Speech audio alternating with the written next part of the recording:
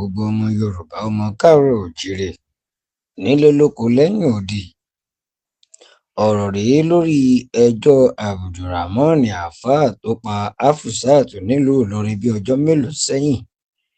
Bẹ́ẹ̀ bá gbàgbé wípé ìgbẹ́jọ́ yìí ìyẹn ìgbẹ́jọ́ àkọ́kọ́ lórí ẹjọ́ yìí ó wáyé nínú oṣù kejì lẹ́yìn tí wọ́n sún sí oṣù kẹta tá a wà yìí.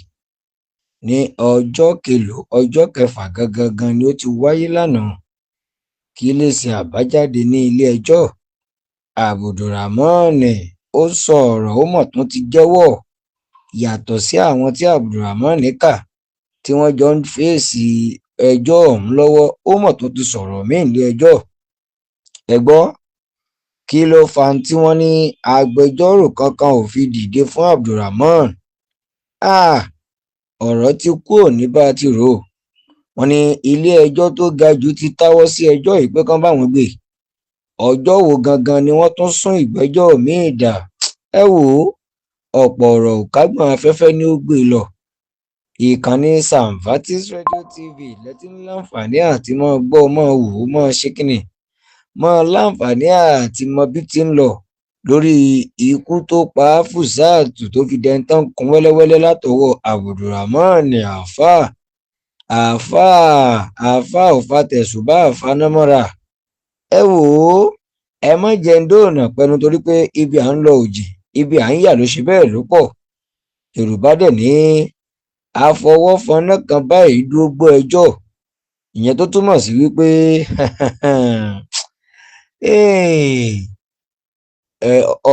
ọ̀rọ̀ ń bọ́rọ̀ bọ̀. Eégún aláré Ramani ó tún ti sọ̀rọ̀ ó tún jẹ́wọ́ nílé ẹjọ́ lánàá lórí wípé àníṣe ikú tó pa hafsat la ìlà ìlàlá o. Ẹ wò ẹ̀yin náà fi ti ara yín gbọ́, ẹ fojú ara yín wò. Ẹ jẹ́ ń yẹ̀bá kí n fún yín láǹfààní kẹ́ ẹ fi wo bí ti ń lọ. Abdulrahmon alápàtà èèyàn tó yàtọ̀ sí tẹran, kí ló dé? Ẹ máa bá wa ká lọ. Ẹ kú kalẹ̀. Ọmọ tí ó pààyàn yẹn Abdulrahmon ó náwó pé òun fẹ́ sọ̀rọ̀. Adájọ́ wa ní kí ló ní wí. Ó ṣáà ń ṣàlàyé fún kóòtù wípé òun nìkan lòun dáràn, àwọn ìyókù tí wọ́n kó pọ̀ mọ́ òun ọmọ nǹkan kan nípa rẹ̀. sódà dúpẹ́ fún Ọlọ́run gbà tí wọ́n kó àwọn ẹlẹ́ṣẹ̀ náà dé ilé ẹjọ́ lénìí. Àwọn agbẹjọ́rò announce appearance wọn. Èmi náà àti àwọn tíìmù mi là ń dúró fún àwọn fámìlì ọmọ tí wọ́n pa yìí. Àwa là ń represent fámìlì ọmọ tí wọ́n pa. So we have not dey mention case náà as usual. Tí gbogbo kálukú announce appearance wa tán, lọ́yà láti Ministry of Justice ti wá láti take over case náà. Àti police prosecutor àti lọ́yà Ministry of Justice gbogbo wọn jọ mọ́ ṣiṣẹ́ pọ̀ nísìn. Ìgbà tí ìyẹn ṣẹlẹ̀ tán, wọ́n wá announce pé DPP advice ti wá láti Ministry of Justice pé wọ́n ní case láti answer. Wọ́n sì ti fáìlì pépà tó tọ́ sí High Court tó lágbára àti gbọ́ ẹjọ́ yìí originally. Tí ń túmọ̀ sí pé wọ́n ti prefer charge sí High Court. So láti bí báyìí lẹ́yìn òní High Court ni wọ́n máa kó wọn lọ tí wọ́n ti lọ gbọ́ ẹjọ́ wọn. So charge ti wà ní High Court and they will move to the High Court. Wọ́n máa ti wá àárẹ̀ ni wọn ní High Court. Wọ́n padà wá terminate case ti bí yóò jà sí pé High Court ni wọ́n máa gbọ́ ẹjọ́ wọn lọ tó ṣẹlẹ̀ ojú bẹ́ẹ̀ lọ.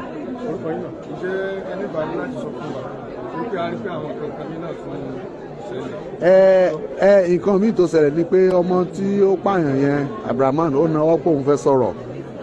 Adájọ́ wa ní kí ló ní wí. Ó ṣáà ń ṣàlàyé fún kóòtù wípé òun nìkan lòun dáràn, àwọn ìyókù tí wọ́n kó pọ̀ mọ́ òun ọmọ nǹkan kan nípa rẹ̀. sódà kí ilé ẹjọ́ ó dákun kan bá òun tú wọn lẹ̀. Ilé ẹjọ́ sì sọ fún yín pé tó bá fẹ́ béèrè irú yẹn tó bá dé High Court níbi tí wọ́n ń kó wọn lọ kó lọ béèrè níbẹ̀.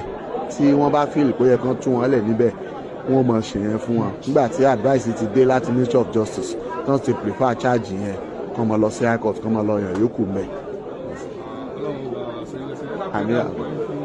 Dr. Fọlọ́runṣọ́ Ahmad Hussein Saddam lèmi jẹ́. Èmi ni mo wà nìkan nínú àwọn agbẹjọ́rò tó ń represent àwọn family hafsat ọmọ tí wọ́n pa táwọn hold the watching brief for the family for the nominal complainant. Ọ̀daràn náà ti ní agbẹjọ́rò. Kò tí Abdulrahmon ò tí ì lágbẹjọ́rò but àwọn mẹ́rin tó kù ti ní agbẹjọ́rò tí wọ́n represent wọn lé ní. kẹ́lẹ́ sọ fún wa bóyá ọjọ́ tí high court ti mú fún. wọ́n àti mú déètì ti high court but wọ́n àjọ̀nù eléyìí sí 20th of March pending the time tí wọ́n fi arraign wọn ní high court kan fi wá terminate ti bí. ní ṣókí kí ni Abdulrahmon ṣe tó fi gbé wálé ẹjọ́.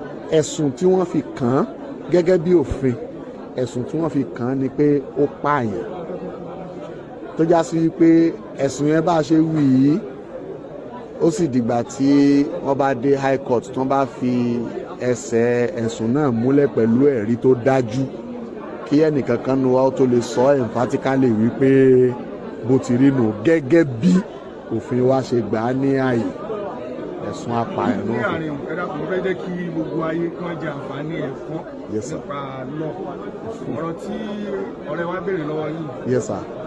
tí ẹ sì dáhùn rẹ̀ wípé gẹ́gẹ́ bí ẹ̀sùn tí wọ́n fi kàn. Yes sir. èmi gbé ọ̀rọ̀ kalẹ̀ bẹ́ẹ̀ níjọ́ ni pé arákùnrin tí wọ́n fi ẹ̀sùn kàn wípé ó pààyàn. ṣùgbọ́n lábẹ́ kọ́mẹ̀ntì èébú ni mo kàn rí lọ wípé ní ẹ̀gbọ́n àwọn òkùnrin wọ́n ní wọ́n fẹ̀sùn kàn. ṣé wọ́n fẹ̀sùn bẹ́lẹ̀ kí ni àbíkẹ́ ló pààyàn?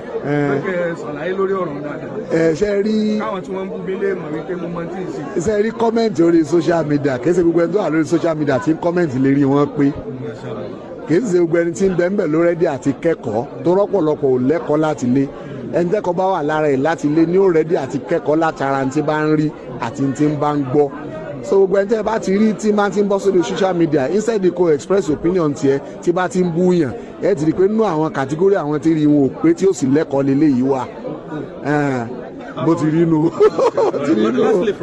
Assalamu alaikum warahmatullahi wabarakatuh.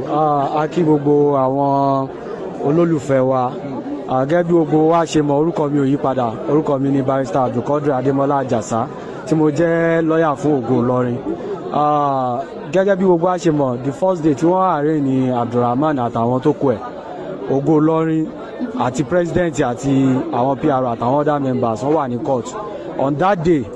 Prior to that day wọ́n ti already visit family àwọn hafsat tí wọ́n dẹ̀ ti kẹ́dùn pẹ̀lú wọn so wọ́n dẹ̀ promise àwọn family yẹn pé àwọn máa ensure pé àwọn rí end of this case and àwọn máa ensure pé justice is done so in fulfilling that wọ́n ti ní káwa náà máa wá sí court láti wá dúró fún family hafsat léyìí tí a dẹ̀ wá ṣe ní àárọ̀ yìí but gẹ́gẹ́ bí gbogbo a ṣe mọ̀ by law ipe this present court ìyẹn magistrate court ò ní jurisdiction as far as murder case is concerned so that is why tí wọ́n fi transfer case yẹn lọ sí appropriate court tó ní jurisdiction which is high court but today nígbà tí wọ́n pe case yẹn àwọn ministry of justice àwọn náà ti already wá telling the court pé àwọn ti already prefer charge ní high court against Rahmon àtàwọn tó kù ẹ̀ so therefore kóòtù yìí tó jẹ́ magistrate court yìí ò ní jurisdiction